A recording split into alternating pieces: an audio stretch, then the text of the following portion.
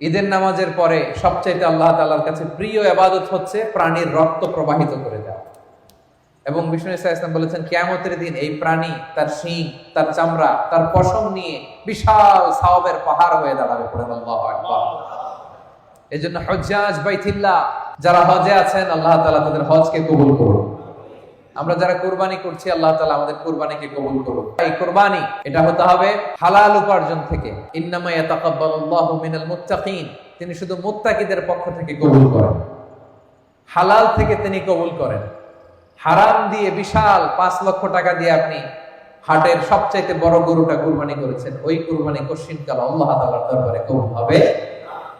আর সামান্য কিছু অর্থের মালিক আপনি, একা একটা কুরবানি দেওয়ার সক্ষমতা নাই, হায়রে 7 জন মিলে ভাগে কুরবানি দিচ্ছেন, ওইটা আল্লাহর আরশে আগে কবুল হয়ে যাবে। এজন্য আমরা সবসময় হালালের সাথে থাকবো। কিসের সাথে? হালালের সাথে। হারামের সাথে আমাদের কোনো সম্পর্ক নাই। হালাল থেকে অল্প দান করলো এটাকে কবুল করে কে? আর হারাম থেকে কোটি কোটি টাকা দান করলো সে দান আল্লাহর দরবারে কবুল হয় না।